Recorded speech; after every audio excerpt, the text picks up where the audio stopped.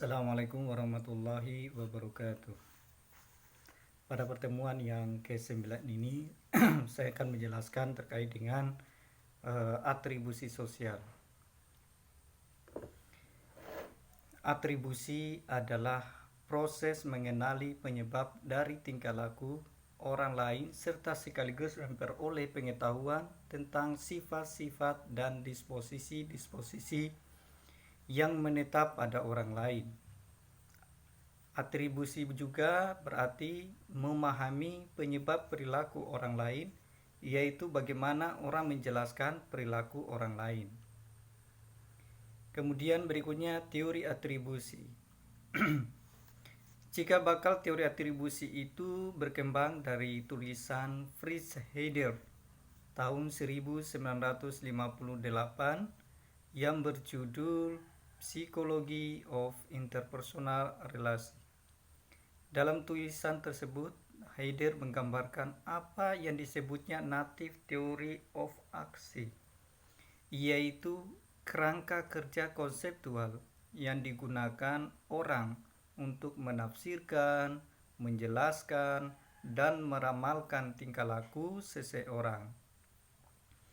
Dalam kerangka kerja ini, konsep intensional itu seperti keyakinan, hasrat, niat, keinginan untuk mencoba, dan tujuan untuk memainkan peran penting.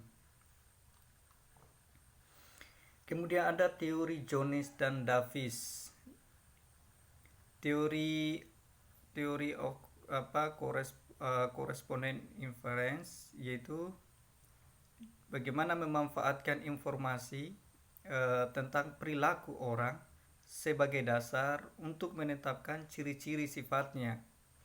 Nah, untuk menetapkan bahwa perilaku seseorang itu mencerminkan ciri-ciri sifatnya, maka kita perlu menilai. Pertama, dilihat apakah perilaku itu adalah perilaku pilihannya. Yang kedua, kita lihat apakah perilaku itu menunjukkan ciri-ciri berbeda atau tidak biasa. Yang ketiga, apakah perilaku itu termasuk dalam kelompok perilaku yang tidak diinginkan secara sosial. Kemudian berikutnya adalah teori inferensi korespondensi, yaitu setiap individu seolah-olah akan membuat referensi seperti referensi statistik, yaitu mencari pola hukum atau hukum umum dengan membuang informasi yang tidak relevan. Sebutan inferensi koresponden juga disebabkan karena teori ini mencari korespondensi antara perilaku dengan atribusi disposisional yang berbeda dengan penyebab-penyebab atribusi situasional. Kemudian teori ini juga dimaksudkan untuk mengetahui apakah suatu perilaku itu disebabkan oleh disposisi atau karakteristik yang bersifat relatif stabil pada individu atau tidak. Nah, pertama-tama yang harus diketahui adalah akibatnya apa. Dengan mengetahui akibatnya, kemudian kita ketahui intensitas atau niatan orang yang berbuat. Diyakini ada niat atau kesengajaan dalam berbuat kalau individu mempunyai pengetahuan dan kemampuan untuk melakukan suatu tindakan. Nah, untuk meyakini adanya faktor disposisional atau menetap, maka harus ada dua hal yang dipenuhi. Yang pertama adalah akibat khusus. Akibat khusus itu adalah perilaku tersebut bersifat unik pada individu, yaitu di antara berbagai pilihan yang mungkin dilakukan individu memilih yang paling unik. Yang kedua adalah kepuasan atau kelayakan sosial. Seberapa jauh perbuatan mempunyai nilai sosial yang tinggi. Karena suatu perbuatan memang diinginkan banyak orang, maka perbuatan tersebut harus mempunyai nilai kepantasan sosial yang tinggi. Berikutnya kita masuk causal of atribusi teori Harold Cayley. Ini menurut teori atribusi menurut Harold Cayley. Nah, teori of causal atribusi yaitu menurut Harold Cayley yaitu bagaimana menjawab pertanyaan mengapa. Nah, untuk menjawab pertanyaan mengapa itu ada 3 arah penjelasan. Yang pertama, faktor internal atau faktor yang berasal dari dalam orang yang terlibat di dalam perilaku yang diamati untuk dijelaskan penyebabnya. Yang faktor yang kedua adalah faktor eksternal, yaitu faktor yang berasal dari luar orang tersebut. Dan yang ketiga adalah kombinasi antara faktor internal dan faktor eksternal. Nah, untuk mengetahui arah penjelasan terhadap suatu perilaku, apakah karena internal atau personal atau eksternal atau situasi, yang paling tepat dipertimbangkan itu 3 aspek. Yang pertama, konsensus. Konsensus itu adalah bagaimana reaksi atau perilaku orang lain dalam situasi yang sama. Yang kedua adalah konsistensi, sejauh mana aktor memperlihatkan perilaku yang sama dalam berbagai situasi dan waktu yang berbeda. Yang ketiga itu adalah keunikan, sejauh mana faktor bereaksi dalam perilaku yang sama kepada orang lain atau kejadian atau stimulasi yang berbeda.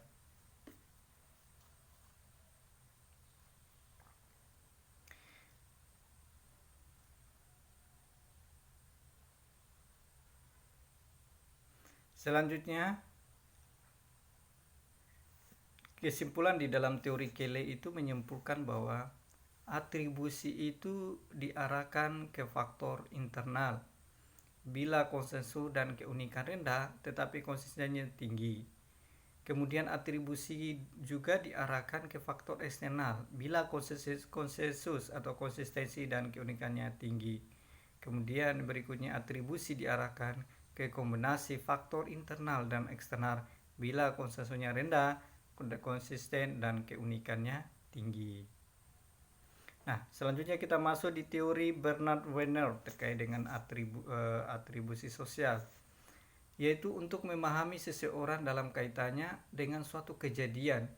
Werner menunjuk 2 dimensi. Dimensi pertama adalah dimensi internal eksternal sebagai sumber kausalitas, ada hubungan timbal balik.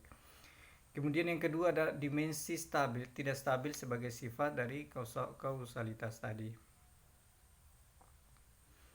Kemudian the fundamental attribution error. Secara umum kita mungkin mengaitkan perilaku orang lain itu dengan disposisi umum, yaitu mereka yakni pada ciri personalitas atau sikap mereka ketimbang pada situasi di mana mereka berada. Nah, fundamental of attribution error ini yang pertama dilihat dari bias korespondensi, yaitu membesar-besarkan faktor penyebab disposisional. Biasanya kecenderungannya untuk menjelaskan perilaku orang lain disebabkan oleh disposisinya, padahal keberadaan penyebab situasinya itu sangat jelas. Misalnya, ketika ada seseorang pria datang terlambat 1 jam menghadiri sebuah pertemuan. Ketika memasuki ruangan, ia menjatuhkan notnya. Ketika mencoba memungutnya, ternyata kacamatanya jatuh dan kemudian menumpahkan kopi ke dasinya. Besar kemungkinan kita menyimpulkan bahwa orang ini canggung dan berantakan. Nah, bias mengutamakan diri sendiri itu saya memang kedua